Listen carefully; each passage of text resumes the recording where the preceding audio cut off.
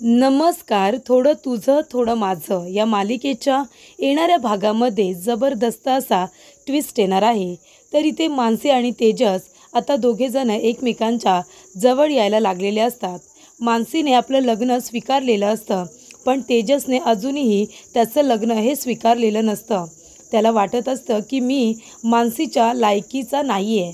ती खूप चांगलं डिझर्व करते, म्हणजे ती रणजित डिझर्व करते असं तेजसला वाटत असतं आणि म्हणून तो तिच्यापासून आता डिस्टन्स मेंटेन करत असतो आणि तो सातत्याने म्हणत असतो की तुम्ही इथे राहू नका, तुम्ही मला सोडून जा, तुम्ही रणजितबरोबर लग्न करा, असा तेजसचा हट्ट असतो. पण इथे मानसीने त्याला स्पष्टपणे सांगितलेलं असतं की तुम्ही आता उगाच रणजितचं नाव घेऊ नका, कारण माझं लग्न तुमच्याबरोबर झालेलं आहे. माझ्या वडिलांनी तुमची निवड केली आहे माझ्यासाठी.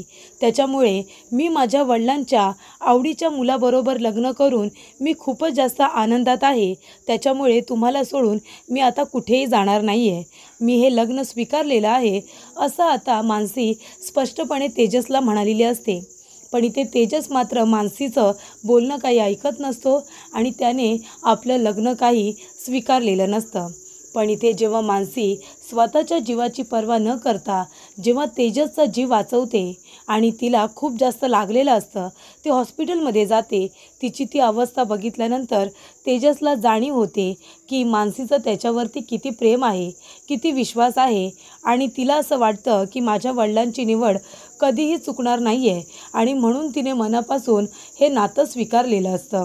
तेव्हा तेजस म्हणतो की हे सगळं माझ्यामुळे झालं आहे, माझ्यामुळे तुम्हाला किती त्रास झाला. मी आता पुन्हा तुम्हाला कधीच म्हणणार नाही की तुम्ही माझ्यापासून दूर जा, मला सोडून जा. तुम्हाला जर हेच हवं असेल तर तुम्हाला जे वाटतंय तेच होईल, असं तेजस म्हणतो आणि मानसीचा स्वीकार करायचं ठरवतो. पण इथे गायत्रीने आता वेगळाच प्लॅन केलेला असतो. गायत्रीने शोभाला हाताशी धरून आता पारगाववरून नंदूला बोलावलेलं असतं. तरी ते शोभा फोन करून सांगते की मानसीचा अपघात झाला आहे. तेव्हा नंदू सगळं काही सोडून आता मानसीला बघायला मुंबईमध्ये येतो आणि तेव्हा शोभा विचारपूस करत असते की तेजस पारगावला कशासाठी आला होता आणि संपतरावांची आणि तेजसची पहिली भेट कशी झाली. तेव्हा नंदूकडून माहिती मिळते की तो सरकारी अधिकारी म्हणून आला होता. ही माहिती मिळाल्यानंतर आता शोभा हे सगळं गायत्रीला सांगते आणि मग गायत्री याचा उपयोग मानसी आणि तेजस या दोघांना एकमेकांपासून वेगळं करण्यासाठी करते. ती आता मानसीच्या समोर सांगते की तुला माहिती आहे का, तू स्वतःच्या जीवाची काळजी न करता तेजसचा जीव वाचवलास. तिथेच मला कळतंय की तुझं तेजसवरती किती प्रेम आहे, त्याची तुला किती काळजी आहे. पण तुला माहिती आहे का, तुझ्या वडिलांना फसवण्यासाठी पारगावला कोण आलं होतं. तर इथे तुझ्या वडिलांना काय वाटत होतं की तेजस कोण आहे, सरकारी अधिकारी आहे असं तुझ्या वडिलांना वाटत होतं आणि तेजस तिथे एक सरकारी अधिकारी म्हणूनच तिथे तुझ्या वडिलांना भेटायला आला होता, त्यांच्याकडून पैसे उकळायला आला होता, हो की नाही तेजस. तेव्हा तेजस खूपच जास्त घाबरतो. तेव्हा इकडे नंदूसुद्धा मानसीला बघायला आलेला असतो आणि तेव्हा इथे आता खूपच मोठा ड्रामा क्रिएट केलेला असतो गायत्रीने. पण तरीसुद्धा इथे मानसी फक्त आणि फक्त तेजसवरती विश्वास ठेवते आणि सगळ्यांना खोटं ठरवते. गायत्रीच्या बोलण्याला ती अजिबातच आता इथे भुलत नाही आणि तेजसवरती अविश्वास दाखवत नाही. तर इथे आपल्या वडिलांना फसवण्यासाठी तेजस पारगावला आला होता, ही बातमी कळल्यावर सुद्धा मानसी तेजसवरती का रागवत नाही, आजच्या भागामध्ये सविस्तरपणे आपण बघूया. तर इथे मानसीची आता तेजसने खूप जास्त काळजी घेतलेली असते. आपल्यामुळे तिचा अपघात झाला असं त्याला वाटत असतं. मनामध्ये खूप जास्त गिल्ट असतं. त्याच्यामुळे तो काही खात नाही, पीत नाही. फक्त मानसीने लवकरात लवकर बरं व्हावं असं त्याला वाटत असतं आणि त्यासाठी तो खूप जास्त प्रयत्न करत असतो. सगळ्या डॉक्टरांच्या हातापाया पडत असतो आणि संपदाने हे सगळं बघितलेलं असतं. त्यामुळे संपदाला कळलेलं असतं की तेजस किती चांगला आहे आणि मानसीची तो किती काळजी घेतोय.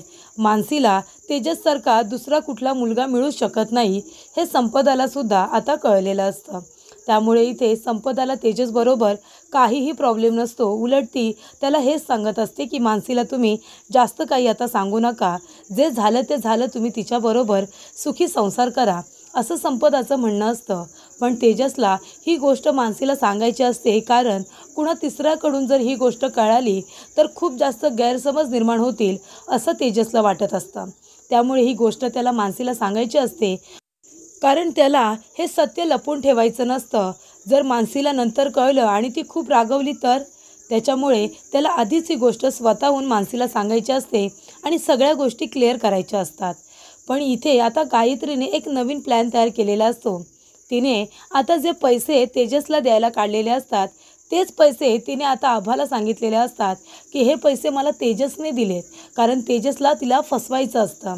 तेव्हा इथे शोभाच्या मदतीने नंदू आता मुंबईला आलेले असतात मानसीला बघण्यासाठी. तेव्हा शोभा, नंदू त्याचबरोबर मानसीला बघण्यासाठी इथे संपूर्ण तिच्या मामाची फॅमिली आलेली असते. त्यामुळे इथे आता सगळेजण इथे बोलत असतात. तेव्हाच गायत्री मुद्दामून आता संपतरावांचा विषय काढते. तेव्हा ती विचारते की नंदू काका, जरा तुम्ही सांगता का की म्हणजे संपतरावांची आणि तेजसची पहिली भेट कशी झाली होती? तेव्हा मला तर माहितीच नाही आहे ना, तो पारगावला नक्की का आला होता? तेव्हा शोभा म्हणत असते की सरकारी अधिकारी म्हणूनच ते पारगावला गेले होते, हो ना तेजस? तेव्हा तेजस म्हणतो हो. तेव्हा इथे नंदूसुद्धा तेच म्हणत असतात की सरकारी अधिकारी म्हणून ते साहेबांना भेटायला आले होते आणि तेव्हाच आमची ओळख झाली होती.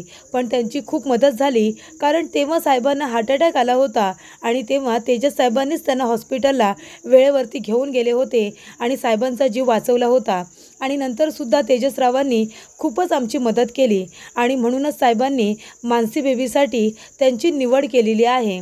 तेव्हा गायत्री म्हणते, नाही नाही, ते सगळं झालंच हो, पण तरीसुद्धा तेजस सरकारी अधिकारी म्हणून संपतरावांना भेटायला का आला होता? कारण तो तर सरकारी अधिकारीच नाही आहे.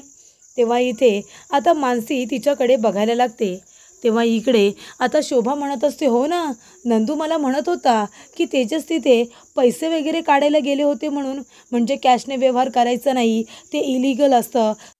त्याच्यामुळे आता मीच आलो आहे म्हणून काही नाही, पण मला विचारल्याशिवाय तुम्ही कुठलाही खर्च करायचा नाही असं तेजसने सांगितलं होतं. तेव्हा इथे आता संपतरावांना तेजस कशा पद्धतीने फसवायला आला होता हे सगळं आता मानसीला आणि तिच्या आईच्या समोर हा विषय काढलेला असतो. तेव्हा तेजस खूप जास्त घाबरलेला असतो. तो म्हणतो की मानसीची तब्येत ठीक नाही आहे, तुम्ही हा विषय आता कशासाठी काढला आहे? तेव्हा संपदा म्हणते, हो ना, आता कशाला तुम्ही हा विषय काढलात? त्यानंतरला इथे शोभा म्हणत असते की तुम्ही काही पैसे वगैरे काढलेत का संपतरावांकडून? कारण तेव्हा तर तुम्ही सरकारी अधिकारीसुद्धा नव्हतात. तेव्हा इथे आता नंदू म्हणत असतात की नाही नाही, पैसे वगैरे तर तेजसरावांनी घेतलेच नाही आहेत. त्यांनी पैसे जर घेतले असते तर मग संपतरावांची मदत का केली असती? उलट त्यांनीच त्यांची मदत करण्यासाठी 2 लाख रुपये त्यांच्या घरून आणले होते. तेव्हा इकडे आता तेजसला फसवायला जाता जाता इथे तेजसचा चांगुलपणासुद्धा नंदू काका सांगत असतात. तर इकडे तेजस संपतरावांना फसवण्यासाठीच गेलेला असतो.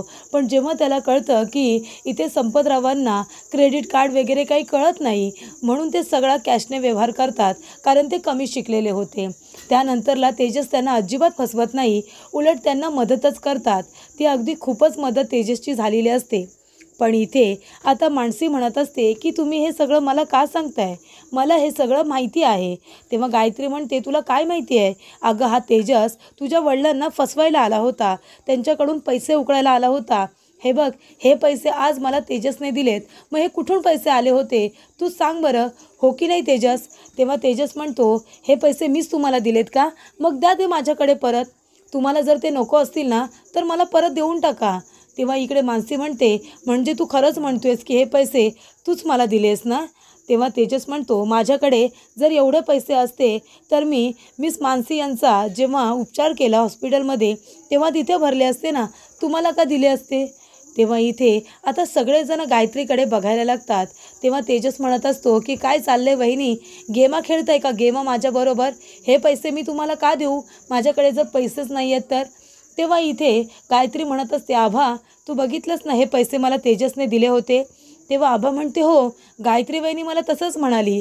तेव्हा तेजस म्हणतो, तू काय बघितलंस? हे पैसे मी असं म्हणालो का वहिनी, हे पैसे तुझे मी परत करतोय हां, असं म्हणालो होतो?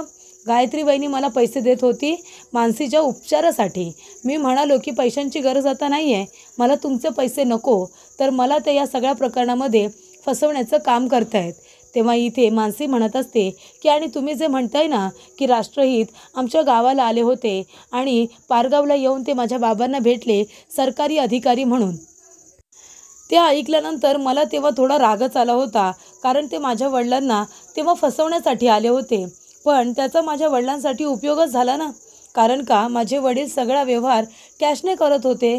त्यांच्या जागी जर दुसरा कुठला सरकारी अधिकारी खरोखर आला असता तर कदाचित आमच्यासाठी खूप कठीण परिस्थिती निर्माण झाली असती. पण तेव्हा राष्ट्रहित तिथे कुठल्याही कारणाने आले असले तरीसुद्धा त्याचा आम्हाला फायदाच झाला. नंतरसुद्धा जेव्हा माझ्या वडिलांना हार्ट अटॅक आला तेव्हा राष्ट्रहित माझ्या वडिलांना हॉस्पिटलमध्ये योग्य वेळेवरती घेऊन गेले होते. तेव्हा ते उपकार आम्ही कसे काय विसरायचे.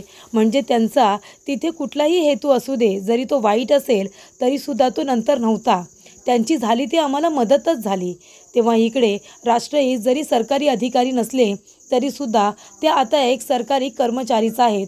त्यांच्या हिमतीवरती त्यांनी ती नोकरी मिळवली, कारण का ते शिकलेले होते. त्यांना माहिती होतं की कुठला माणूस कसा चुकतोय कसं नाही. त्यांची पद्धत जरी चुकीची असली तरीसुद्धा त्यांनी माझ्या वडिलांना सल्ला मात्र योग्यच दिला होता. हो की नाही नंदू काका? आणि नंदू काका, राष्ट्रहित यांनी पैसे घेतले होते का माझ्या बाबांकडून? तेव्हा नंदू काका म्हणतात अजिबात नाही. त्यांनी आधी थोडे पैसे घेतले होते, पण ते सुद्धा त्यांनी परत आणून दिले होते.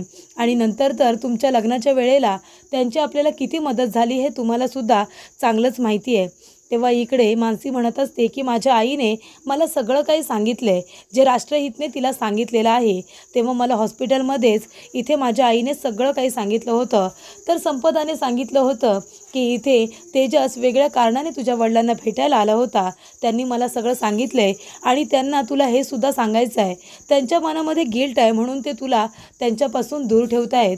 तेव्हा मानसी म्हणते की त्यांचा जरी तिथे येण्याचा हेतू चुकीचा असेल तरीसुद्धा ते माणूस म्हणून चुकीचे नाही आहेत. आणि बाबांनासुद्धा ते माहिती होतं, म्हणूनच बाबांनी यांची माझ्यासाठी निवड केलेली आहे.